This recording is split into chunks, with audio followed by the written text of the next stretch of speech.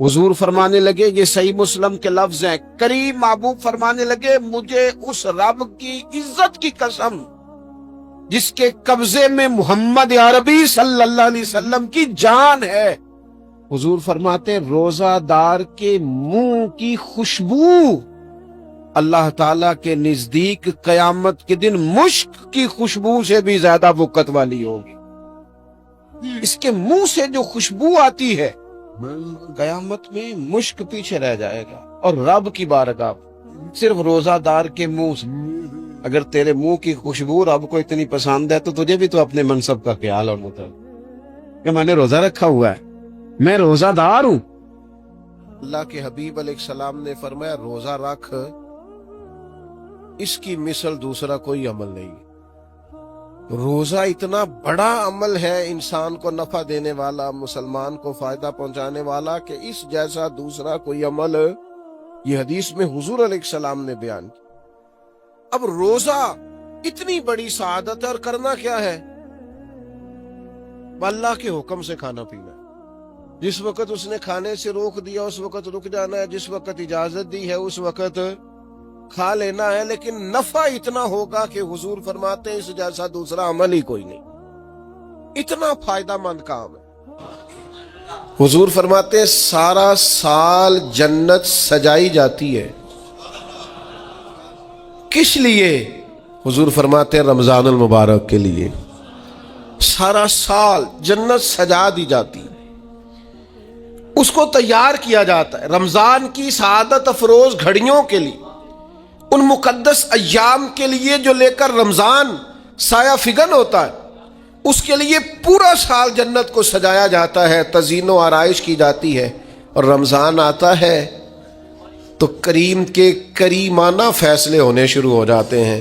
کریمانہ فیصلے، ایک کریمانہ فیصلہ ہوتا ہے کہ دوزخ کے دروازے بند کر دو اور جنت کے سارے ہی دروازے کھول دو، اس کو راستہ کیا گیا ہے۔ پھر آپ کو پتہ ہے ایک انوکھی بات بھی آپ سے کرنی ہے، قانون نافذ کرنے والے اداروں کو نا مجرموں کا پتہ ہوتا ہے، ان کو پتہ ہوتا ہے کس جگہ کچھ فسادی لوگ ہیں، وہ دیکھتے ہیں نا ملک میں کوئی خاص مہمان آ رہا ہے جو ملک کے لیے فائدہ مند ہے، اور وطن کے لوگ اور وطن کو اس سے فائدہ ہوگا، استفادہ کریں گے لوگ اس کے آنے سے، وہ کیا کرتے ہیں ان فسادیوں کو پہلے بند کر دیتے ہیں، کہتے ہیں ایسا نہ ہو کہ یہ آ کے کوئی خرابی کرے، وہ منع کر دیتے ہیں۔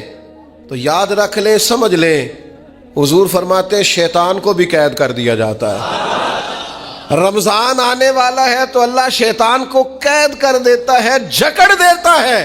فرمایا رمضان آ رہا ہے اور میرے بندوں نے اپنی بخشش کرانی ہے، انہوں نے میری عبادت کرنی ہے، انہوں نے روزے رکھنے ہیں، انہوں نے آ کر کے اللہ کے حضور معافیاں مانگنی ہے، اور رمضان کی ہر رات میں 70 ہزار یا بلا مثال و بلا تشبیہ اللہ جانے کتنے بے حساب لوگوں کی رب نے بخشش کرنی ہے۔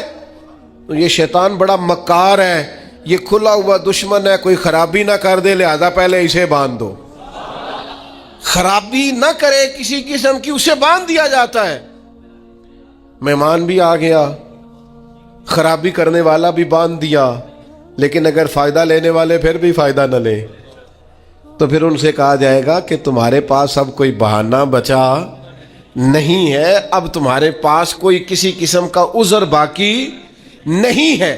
اب تو یہ تھا کہ تمہیں بخشش کرانا چاہیے تھی، استغفار پڑھنا چاہیے تھی، دعائیں کرنا چاہیے تھی، قرآن مجید کی تلاوت کو کثرت سے کرنا چاہیے تھا، لیکن چونکہ اب تم یہ بھی نہیں کہہ سکتے کہ مجھے شیطان نے گمراہ کر دیا، وہ تو باندھ دیا گیا ہے، اب تو فسادی کو ویسے ہی کنٹرول کر دیا گیا ہے۔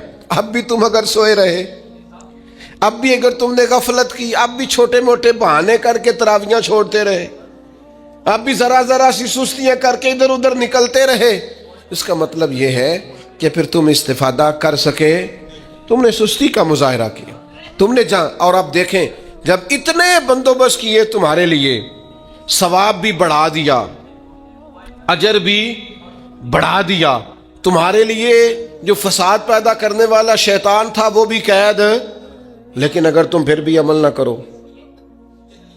پھر بھی مسجد نہ آؤ، تو پھر حدیث پاک سن لیں اس طرز کی. شاید یہ منفرد حدیث ہے کتب احادیث، اور تقریباً تمام کتب احادیث میں موجود ہے. حضور علیہ الصلوۃ والسلام نے نا صحابہ سے فرمایا سارے مسجد میں جمع ہو جاؤ میرے ممبر کے پاس. لوگ جمع ہو گئے تو اللہ کے حبیب علیہ السلام نے ایک قدم ممبر کی سیڑھی پہ رکھا، فرمایا آمین. پھر دوسری سیڑھی پہ قدم رکھا تو فرمایا آمین. پھر تیسری پہ قدم رکھا تو فرمایا آمین. تو صحابہ کو بڑا تجسس ہوا. انہوں نے بعد میں عرض کی یا رسول اللہ صلی اللہ تعالی علیہ وسلم کرم فرمائے، بندہ نوازی کریں، ہماری رعایت کر دیں، یہ کیا معاملہ تھا؟ تو حضور فرمانے لگے میرے پاس حضرت جبریل امین حاضر ہوئے. یہ رحمت للعالمین نبی کی بات سنا رہا ہوں. حضور کریم ہے. کریم فرماتے ہیں کہ حضرت جبریل آئے اور میں نے ابھی ممبر کی پہلی سیڑھی پر قدم رکھا تھا تو انہوں نے عرض کی یا رسول اللہ صلی اللہ تعالی علیہ وسلم ہلاک ہو جائے وہ شخص جو آپ کا نام سنے اور آپ پر درود و سلام نہ پڑھے. تو میں نے کہا آمین. پھر حضرت جبریل عرض گزار ہوئے یا رسول اللہ صلی اللہ تعالی علیہ وسلم وہ ہلاک ہو جائے جس نے بڑھاپے میں والدین کو پایا اور ان کی خدمت کر کے بخشش نہ حاصل کر سکا. میں نے کہا آمین. اور کریم فرمانے لگے پھر حضرت جبریل نے عرض کی یا رسول اللہ ہلاک ہو جائے وہ شخص جس کو زندگی میں رمضان ملا، جس کو اس ماہ نور و سرور شہر رمضان الذی انزل فیہ القرآن، رمضان کا وہ مہینہ جس میں ہم نے قرآن نازل کیا، جس کو ماہ مبارک، ماہ نور و سرور، ماہ طیب، ماہ مبارک رمضان ملا، پھر وہ اپنی بخشش نہ کرا سکا، وہ ہلاک ہو جائے. تو حضور فرماتے میں نے بھی کہا آمین. اللہ تعالی ہم سب کو محفوظ فرمائے.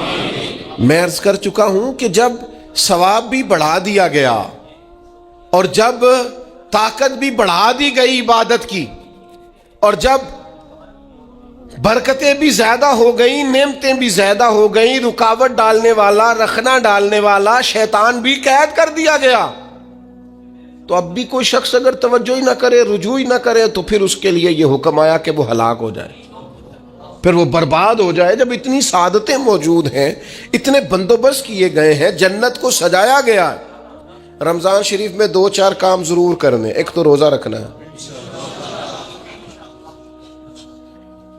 کچھ ہمارے پنجابی بہانے بھی ہیں، پنجابی بہانے، میں جی مزدوری کرنی ہوندی ہے نا پھر روزہ تو نہیں نہ رکھ ہوندا. اللہ نے نہیں سی پتا کہ مزدوری کرنی ہے تو اللہ نے کیوں فرض کیا روزہ؟ ہلکے سے لوگ بیمار ہوتے ہیں، بالکل معمولی سے، کوئی ایسا عذر نہیں، روزہ چھوڑ دیتے. ذرا سی باتیں لے کر لوگ، آپ یقین کریں، اہمیت کو نہیں سمجھتے اور بعض صرف سوچتے ہیں، غافل ہیں، منہ پھیرے ہوئے.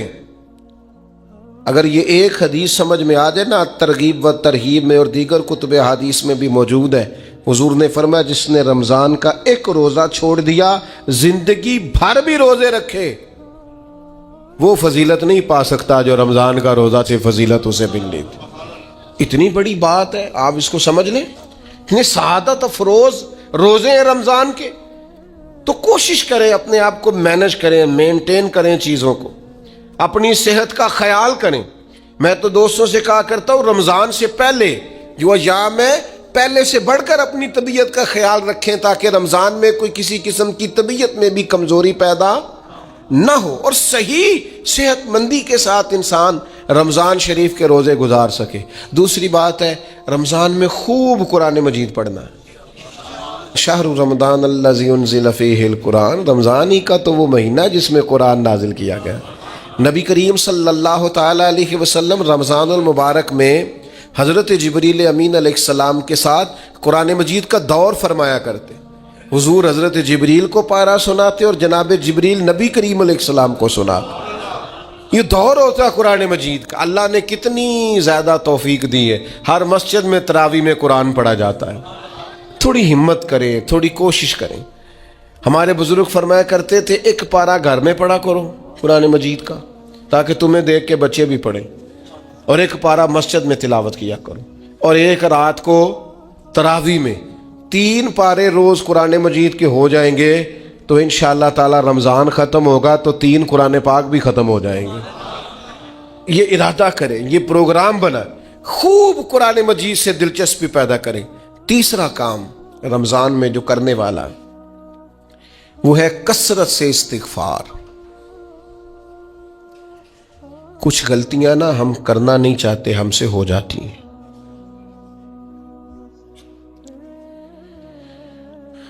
کچھ غلطیاں ایسی ہیں جو ہم بڑی بڑی کر چکے ہیں لیکن ہمیں یاد ہی نہیں، بھول گئے۔ کچھ خطائیں ہم سے ایسی سرزد ہوتی ہیں جو لاشعوری میں ہو جاتی، ہمیں سمجھ ہی نہیں ہوتی کہ یہ خطا ہے اور اتنی بڑی ہے۔ کسی شخص کو بعض اوقات کوئی ایسی بات کہہ دیتے ہیں کہ ہماری نظر میں وہ بات معمولی ہوتی ہے، پر وہ بیچارہ ساری رات سو نہیں سکتا۔ رمضان کا مہینہ ہے اپنے رب سے معافی مانگنے کا مہینہ، اس سے توفیق مانگنے کا مہینہ، اس کے حضور حاضر ہونے کا مہینہ۔ میں آپ کی خدمت میں عرض کروں، حضرت عائشہ صدیقہ فرماتی ہیں نبی پاک نے فرمایا صلی اللہ تعالی علیہ وسلم، جس سے اللہ نے قیامت والے دن حساب پوچھ لیا نا اس کے لیے مشکل ہو جائے گا۔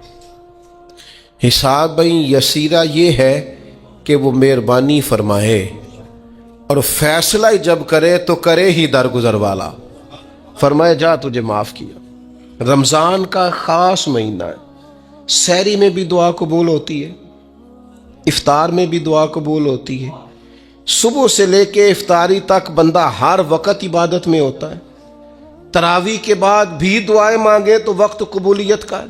میرے بھائیوں، رمضان کی راتیں بھی قبولیت کی، آخری طاق راتوں کی شان قبولیت کی، لیلۃ القدر قبولیت کی۔ اس دفعہ جھک نہ جائیں اس کی بارگاہ میں سجدے میں، رو رو کے معافی مانگ نہ لیں اس سے۔ ہم برے نہیں ہیں، چاہتے نہیں ہیں، پر ہمارے وجود سے کچھ غلطیاں ہو جاتی ہیں، ہمارے سینوں میں کچھ پچھتاوے ہیں، کچھ من میں باتیں ہیں۔ اس دفعہ اس کے حضور عرض نہ کریں کہ کچھ کمیاں رہ گئی ہیں، دل نہیں کرتا تھا ایسا ہو، پر انجان تھے، نہ چاہتے ہوئے بھی کمزوریاں ہو گئیں۔ رمضان آ رہا ہے، بڑا گولڈن چانس ہے، بڑا خوبصورت موقع۔ بھائیو، رمضان کی ہر سحری کے بعد رب سے معافی مانگے۔ آپ کو پتہ ہے اتنی بڑی امت مسلمہ لیکن ہر گلی میں کمزور ہے، ہر جگہ رسوائیاں ہمارے ساتھ چمٹی ہوئی ہیں، ہم چاہ کے بھی اپنے بھائیوں کی مدد نہیں کر سکتے۔ میرے پاس ایسے ایسے جوان آتے ہیں جو کہتے ہیں ہمیں بتائیں نا ہم فلسطین کے لیے کیا کر سکتے، ہمیں بتائیں نا۔ یہ ہماری بے بسی، یہ ہماری غلطیوں کا نتیجہ ہے۔ تو خوب استغفار کریں، اپنی کوتاہیوں کی معافی مانگیں۔ رمضان کی ہر صبح میں، ہر شام میں، ہر دن میں، ہر رات مصلی بچھا بچھا کے عرض گزار ہوں کہ مالک تو ہمیں معاف فرما۔ اور میں آپ سے ایک اور بات بھی عرض کروں، شیخ ابو الحسن کو میں پڑھ رہا تھا تو روتے جا رہے تھے، روتے ہی جا رہے تھے، روتے ہی جا رہے تھے۔ ایک شام ان کے کچھ لوگوں نے ان سے کہا کہ حضور اس قدر زیادہ آہوزاری، تو فرمانے لگے میری بس اتنی خواہش ہے کہ جب میں اپنے رب سے ملوں نا تو میرا رب مجھے ناراض نہ ملے۔ تو میں ہر وقت اس لیے تڑپتا ہوں کہ میرے اندر جو کوتاہیاں مجھ سے ہو گئی ہیں میرا مالک وہ مجھے معاف کر دے۔ ہم نے کوشش کی ہے زندگی میں ماں باپ کی خدمت کرنے کی، لیکن نہیں، ہم سے ان کے حق ادا نہیں ہو سکے۔ کوشش کی ہے بہن بھائیوں پر توجہ دینے کی، لیکن حق ادا نہیں ہو سکے۔ چاہیے تھا اولاد کی تربیت بڑی شاندار کرتے، لیکن سہولتیں کچھ زیادہ دے بیٹھے، لاڈ پیار کچھ زیادہ کر سکے، ان کی تربیت کا بھی صحیح حق ادا۔ اللہ نے عزتیں زیادہ دی تھی، جواب میں ہماری خدمتیں تھوڑی، ہم اپنے رب کی بارگاہ کی حاضریوں کے بھی حق ادا نہیں کر سکے۔ اس نے ہمیں نوازا زیادہ ہے، ہمارا شکر کم ہے، ہم اس کا حق ادا کرنے کا کام یہ ہے۔ میرے بھائیوں کہ رمضان میں خوب استغفار کریں، ہم سے جو کمیاں رہ گئی ہیں اس پورے ماہ مبارک میں، اپنے مالک سے عرض کریں کہ مالک اس ماہ مبارک میں جنہیں تو معاف کرنے والا ہے ان میں ہمارے بھی نام شامل فرما، ہمارے بھی نام شامل فرما۔ اور بھی عرض کرنی ہے، ان کے لیے بھی دعائیں کرنی ہے رمضان میں جو ہم سے بچھڑ گئے، جو مٹی تلے جا کے آرام فرما ہو گئے۔ یہ رمضان المبارک چونکہ بخشش مانگنے کا مہینہ ہے، اللہ کے حضور معافی مانگے ان کے لیے بھی، ہمارے اپنوں کے لیے، ماں باپ کے لیے، عزیز و اقربا کے لیے، کہ اللہ کریم ان کی قبروں کو بھی ٹھنڈا کرے، ان کے حال پہ بھی رحمت کی نظر کرے، ان کے لیے بھی مالک آسانیاں کرے۔ خوب دعائیں مانگے رمضان میں، خوب دعا۔ اور جو محتاج ہیں، جو تنگ دست ہیں، جو غریب ہیں، جن کو زمانہ گزر گیا ہے، دوستوں کو، احباب کو، مخیر حضرات کو متوجہ کرتے ہوئے وہ بھی تھوڑی توجہ کریں۔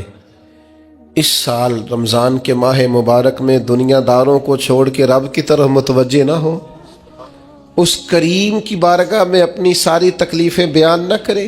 بیمار بھی آئیں، مقروض بھی آئیں، تنگ دست بھی آئیں، بے اولاد بھی آئیں، کمزور بھی آئیں، سارے جھکیں، روزہ رکھ کے، تراویح پڑھ کے، قرآن پڑھ کے، اپنے سارے دکھ اپنے مالک کے حضور بیان کر کے اس ماہ مبارک کی ہر رات میں اس سے بخشش کا سوال کریں، رحمت کا سوال کریں، کرم کا سوال کریں۔ وہ بڑا ہی کریم ہے۔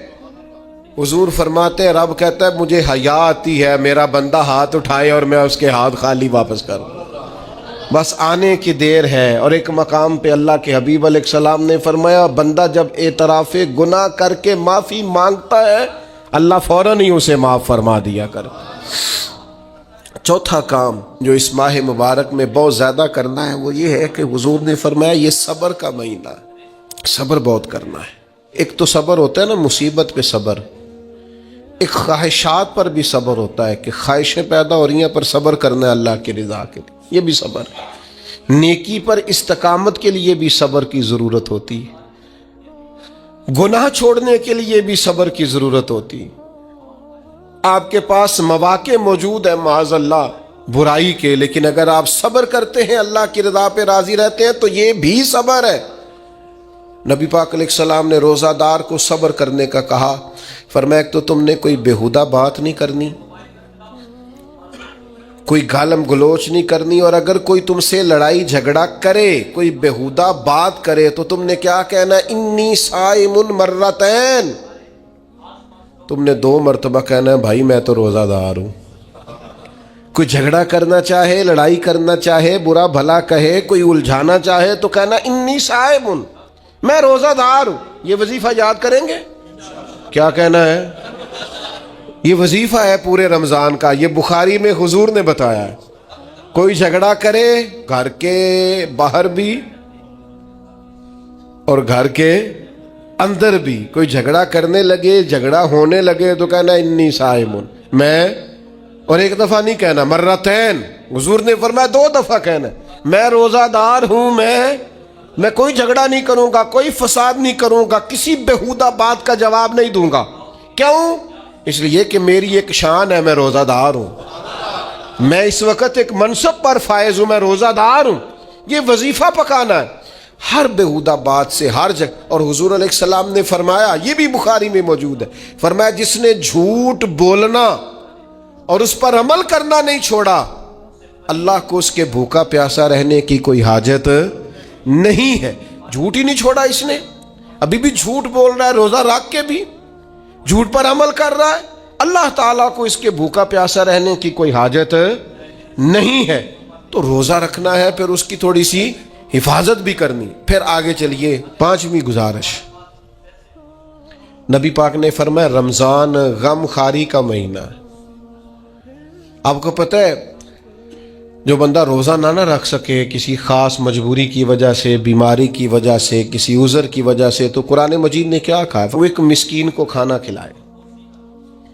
روزے کا فدیہ یہ ہے کہ پھر وہ کیا کرے؟ روزہ نہیں رکھ سکتا تو مسکین کی خدمت کرے. شرعی حکم یہ ہے کہ کسی نے اگر روزہ توڑ دیا رمضان کا تو 60 روزے رکھے کفارے میں. 60 نہیں رکھ سکتا تو پھر 60 مسکینوں کو کھانا کھلائے. تو بار بار روزے میں مسکین کا ذکر آ رہا ہے. نبی کریم صلی اللہ تعالی علیہ وسلم نے ارشاد فرمایا جس شخص نے کسی روزہ دار کو افطاری کرائی تو اللہ تبارک و تعالی افطاری کرانے والے کی بخشش بھی فرما دے گا، اور فرمایا جتنا اجر روزہ رکھنے والے کو ملے گا اتنا ہی اجر اللہ افطار کرانے والے کو بھی عطا فرمائے گا. یہ بات یاد رکھ لیں کہ نبی پاک علیہ الصلوۃ والسلام نے فرمایا جس نے ایمان اور احتساب کی نیت کے ساتھ رمضان میں قیام کیا اللہ اس کے پچھلے سارے گناہوں کو معاف فرما دے گا. اور ایک مقام پر نبی پاک صلی اللہ تعالی علیہ وسلم نے بیان کیا، یہ مشکات میں موجود ہے. حضور فرماتے ہیں رمضان اور قرآن دونوں قیامت کے دن بندے کی شفاعت کریں گے. رمضان کہے گا یا اللہ میں نے اسے دن بھر کھانا کھانے سے باز رکھا اور تیری بارگاہ کے حکم کے مطابق اس نے اپنے آپ کو ان چیزوں سے بچا کے رکھا. اور قرآن کہے گا مالک رات میں نے اسے نیند سے روکے رکھا. کیا مطلب؟ اس نے کھڑے ہو کے عبادت کی.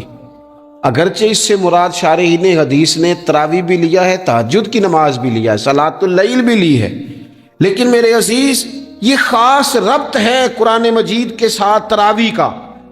مسنون ہے رمضان کی راتوں میں قرآن مجید اور تراویح کا پڑھنا. اگر تھوڑی سی نا طبیعت میں صرف تبدیلی پیدا کی جائے، میں نے دیکھا ہے کہ جو لوگ کہتے ہیں نا میرا وقت بڑا قیمتی ہے، بڑی ساری جگہوں پہ آپ کو بیٹھنا پڑتا ہے، بیٹھیں آپ 2 گھنٹے بیٹھیں 3 گھنٹے بیٹھیں. میں نے دیکھا ہے لوگ جاتے ہیں کسی دفتر میں تو رات کو ہی چلے جاتے ہیں اس علاقے میں، کھڑے ہیں پاسپورٹ کے دفتر کھڑے ہیں، شناختی کارڈ کے دفتر کھڑے ہیں، امیگریشن کی لائنوں میں کھڑے. کچھ ذہن تو بنائیں کہ میں نے رات کھڑے رہنا ہے اور اپنے رب کی عبادت کرنی ہے. تراویح کو ذرا ذوق سے آپ اگر تھوڑا ارادہ کر لیں گے نا، یعنی کوئی ایسا مشکل کام نہیں. میری تو رائے یہ ہے کہ پہلے 3-4 دن ذرا جم کے ذہن بنائیں اور تھوڑا سا نا روٹین کو بدلنے کی کوشش نہ کریں. جس امام صاحب کے پیچھے تراویح شروع کریں کوشش کریں ساری وہیں پڑھیں. روٹین بدلنے سے بھی سستی آتی ہے. ایک دن یہاں گئے 2 دن وہاں گئے، تو یہ روٹین بدلنے سے بھی بعض اوقات سستی آتی ہے. کوشش کریں ایک جگہ پہ قرآن شریف سننا شروع کریں اور پھر پورا قرآن مجید وہیں پہ سنیں اور تھوڑا ذہن بنائیں. میں نے دیکھا ہے ہمارے استاد صاحب اس طرح کیا کرتے تھے کہ بہت تھوڑا کھانا افطاری کے وقت، تھوڑا، اور ان سے کہا جاتا آپ بزرگ آدمی ہیں اتنا کم کھانا کیسے نظام چلے گا؟ تو فرماتے تھے میں 1 چپاتی اور آدھی چپاتی کھا لوں گا لیکن تراویح کے بعد. اب اگر زیادہ کھانا کھاؤں گا تو طبیعت میں سستی آئے گی، میرے لیے کھڑا ہونا مشکل ہو جائے. سادہ سا کھانے کے ساتھ افطاری کی جائے گی. اور تراویح کے لیے اپنے آپ کو ذہنی کہاں ٹائم ملتا ہے سارا سال قرآن پڑھنے سننے کا؟ یہ تو اللہ نے موقع عطا فرمایا ہے. تو تھوڑا سا اگر دلچسپی پیدا کی جائے، بڑا سونا قرآن مجید پڑھا جاتا ہے مساجد میں، بچے بڑی خوبصورتی سے، تو اللہ کا شکر ہے جگہ جگہ پہ. اور مساجد کے علاوہ بھی میں نے دیکھا ہے ہم سے لوگ مطالبہ کرتے ہیں کہ ہماری فیکٹری میں رات کو بھی کام ہوتا ہے، اتنے سارے ورکر ہیں تو بچہ کوئی مل جائے قرآن شریف سنائے، فلانی جگہ بھی اتنے لوگ ہیں تو اگر موقع مل جائے. تو اگر تھوڑا ذہن بنایا جائے، شوق پیدا کیا جائے تو اللہ تعالیٰ فضل فرماتا ہے، انسان کو طاقت ملتی ہے کھڑے رہنے کی. ایک تو تراویح، روزہ، تراویح، اور تیسری بات ہے سحر اور افطار. یہ جو سحری اور افطار، یہودی جو تھے نا وہ سحری نہیں کرتے تھے، سحری کا نام و نشان نہیں تھا، روزہ رکھتے سحری نہیں کرتے. تو نبی پاک صلی اللہ تعالی علیہ وسلم نے فرمایا ہمارے اور یہودیوں کے درمیان فرق ہی سحری کا ہے. اور نبی پاک صلی اللہ تعالی علیہ وآلہ وسلم نے فرمایا سحری کھایا کرو، سحری کھانے میں برکت ہے. اور اگلی بات سننی ہے آپ نے تو خوش ہو جانا ہے، سحری کو معمولی نہ سمجھے، سحری کرنا عبادت ہے۔ ہاں آپ مت سمجھیں کہ میں روٹی کھا رہا ہوں، یہ تو میرے سامنے دہی رکھا ہوا ہے، یہ تو سالن رکھا ہوا ہے، یہ تو اچار رکھا ہے، تو چپاتیاں رکھی ہیں۔ سحری کھانا عبادت ہے۔ آپ صبح اٹھے، آپ کی تو روٹین ہی اور تھی، تو 7 بجے کھاتے تھے، 9 بجے کھاتے تھے۔ یہ جو آپ صبح کھا رہے ہیں اٹھ کے سحری میں، اپنی مرضی سے تھوڑی کھا رہے ہیں، یہ تو کسی کے کہنے سے کھا رہے ہیں، یہ تو کسی کے بٹھائے بیٹھے ہیں۔ یہ جو سحری کا لنگر ہے، یہ رب رسول کی رحمت کے ساتھ عطا ہوتا ہے، یہ کرم ہے، یہ اللہ رسول کے بٹھائے بیٹھے ہیں۔ کیا میرے رسول پاک صلی اللہ تعالی علیہ وآلہ وسلم نے بات کھولی ہے، ترغیب و ترہیب میں حدیث ہے، اللہ کرے یہ کبھی چسکا لگ جائے، یہ والا مزہ آ جائے، تو پھر تو گھر میں دسترخوان نہیں بچھا ہوا ہوگا، پھر تو رنگ ہی کوئی اور ہوگا۔ حضور فرماتے ہیں اللہ تعالی اور اس کے فرشتے سحری کھانے والوں پر رحمتوں کا نزول فرماتے ہیں۔ کھائی روٹی جا رہی ہے، پکا ہوا کھانا ہے، لیکن حضور فرماتے ہیں رب بھی رحمتیں فرما رہا ہے اور اللہ کے حکم سے فرشتے بھی رحمتوں کا نزول کر رہے ہیں سحری کھانے والوں پر۔ تو خوب توجہ سے، ذوق سے، شوق سے۔ اور پھر جو افطار کا معاملہ ہے، حضور فرماتے ہیں جب روزہ کھولنے والا روزہ کھولتا ہے تو جو دعا مانگتا ہے رب قبول فرما لیتا ہے۔ یعنی افطار کا وقت ایسا ٹائم ہے جو دعاؤں کی قبولیت کا وقت ہے۔ افطار کرنا بھی ہے، کرانا بھی ہے۔ مہنگائی ذرا عروج پہ چلی گئی ہے، میں بار بار کہتا ہوں، مجھ سے نا لوگ دعا کے لیے مجھے کہتے کہتے اپنے کئی دکھ بتا دیتے۔ تھوڑا سا نا افطاریاں مہربانی فرمائیے گا سیاسی نہ کیجیے گا۔ وہ جن سے مال لیتے ہیں، وہ جن کو مال دیتے ہیں، وہ جن سے ووٹ لینے ہیں، وہ جنہوں نے ووٹ لینے ہیں، اس بنیاد پر سحر افطار کے بندوبست نہ کریں رضا الہی کے لیے۔ میرے محبوب فرماتے ہیں جس نے رب کی رضا کے لیے کسی کو افطار کرایا، جتنا ثواب اللہ روزہ رکھنے والے کو دے گا اتنا افطار کرانے والے کو بھی عطا کرے۔ اور ایک حدیث تو آپ پڑھیں گے تو جھوم جائیں گے، سنیں گے تو خوش ہو جائیں گے، المعجم الکبیر میں موجود ہے۔ نبی پاک علیہ السلام فرماتے ہیں جس نے حلال کھانے اور حلال پانی سے کسی کا روزہ افطار کرایا نا، ذرا دیکھنا غریبوں کے گھروں کو جھانکنا، ذرا اپنے عزیزوں میں ایک نظر دوڑا لینا، ذرا رمضان کی نیت کر کے رمضان سے پہلے ہی غرباء تک راشن پہنچا دینا، ان کی فکر دور ہو جائے، وہ پہلی شام ہی اپنے بچوں کے ساتھ آسودہ حال ہو کے بیٹھیں۔ دیکھ لینا یہ نہ ہو کہ ایک بھائی کھل کے کھا رہا ہو اور دوسرے کے بچے منتظر ہوں کہ آج سحر افطار میں کیا کرنا ہے۔ اپنے گلی محلے میں دیکھ لینا، ہم اس رسول کے ماننے والے ہیں جنہوں نے فرمایا میں اسے مومن ہی نہیں جانتا جو پیٹ بھر کے کھائے اور اس کا ہمسایہ بھوکا رہ جائے۔ تھوڑا سا اپنے ارد گرد نظر ڈال لینا، المعجم الکبیر میں حدیث موجود ہے، اللہ کے پیارے رسول صلی اللہ تعالی علیہ وسلم نے فرمایا جس نے حلال پانی سے، حلال روٹی سے کسی کا روزہ افطار کرایا تو فرمایا فرشتے اس بندے کے لیے رمضان کے دنوں میں، رمضان کی گھڑیوں میں دعا کرتے ہیں، اور جناب جبریل امین اس کے لیے شب قدر کی رات دعا کرتے ہیں۔ حضرت جبریل شب قدر میں دعا کریں گے، خاص رات، یا اللہ اس بندے پر فضل فرما، اس نے تو غریب آدمی کو افطار کرا۔ یہ ایک عبادت ہے، اس عبادت کا خیال کریں۔ پھر اعتکاف آئے گا، رمضان کے آخری 10 دنوں کا اعتکاف۔ اسلام میں رہبانیت نہیں ہے، لیکن کبھی کبھی سب سے کٹ کے اپنے رب کے ساتھ جڑ جانا، کچھ رات کی عبادتیں، کچھ تنہائی کے اذکار، کچھ درود و سلام کا ذوق، یہ ان ساری خوبصورتیوں میں سے ایک خوبصورتی اعتکاف بھی ہے۔ اللہ کے پیارے رسول علیہ الصلوۃ والسلام ہمیشہ اعتکاف کرتے، اور حضرت عطا بن رباح رضی اللہ تعالیٰ عنہ کیسی خوبصورت بات ارشاد فرماتے ہیں، فرماتے ہیں معتکف تو اس آدمی کی طرح ہے جیسے کسی بندے کو کسی کے ساتھ کوئی کام پڑ جائے نا تو وہ جا کے اس کے دروازے پر بیٹھ جاتا ہے کہ جب تک میرا کام ہوگا نہیں میں جاؤں گا نہیں۔ فرماتے ہیں یہ اعتکاف والا بھی آ کے رب کریم کے گھر بیٹھ گیا ہے کہ جب تک تو معاف نہیں کرے گا میں جاؤں گا نہیں، جب تک تو بخشش نہیں کرے گا میں اس دروازے سے ہٹوں گا نہیں۔ حضرت ابن عباس رضی اللہ تعالیٰ عنہ نبی پاک علیہ السلام کے روضہ انور کی طرف اشارہ کر کے کہا کرتے تھے زیادہ دیر نہیں ہوئی، اشارہ کر کے کہتے تھے زیادہ دیر نہیں ہوئی، اس روضہ مبارک میں آرام فرما۔ رسول رحمت علیہ السلام سے میں نے اپنے کانوں سے سنا ہے، اور جب یہ بات ارشاد فرماتے تھے تو روتے بھی تھے۔ فرماتے ہیں میں نے خود نبی پاک علیہ السلام سے سنا ہے کہ جو شخص اللہ تعالیٰ کی رضا کے لیے ایک دن کا بھی اعتکاف کرے گا نا، اللہ تبارک و تعالیٰ اس کے اور جہنم کے درمیان 3 خندقوں کی آڑ بنا دے گا، اور فرمایا ان کی مسافت زمین و آسمان سے بھی زیادہ ہوگی۔ یہ 3 خندقیں اتنی بڑی جن کی چوڑائی زمین آسمان سے بھی زیادہ ہوگی، ایک دن اعتکاف کر لے تو اللہ اس بندے کو دوزخ سے اتنا دور فرما دے گا۔ تو بہت سارے لوگ ہیں جن کو بڑا ٹائم ملتا ہے چھٹیاں گزارنے کے لیے، کبھی کسی سیاحتی مقام پر، کبھی کسی سیاحتی مقام پر، خرچہ بھی مل جاتا ہے، کام بھی ہو جاتا ہے، سارے سلسلے بن جاتے ہیں، بڑی بڑی جگہوں پہ لوگ جا کے ٹائم گزارتے ہیں۔ تو ایسا نہ ہو کہ 10 دن اللہ کے گھر میں بھی گزارے جائیں۔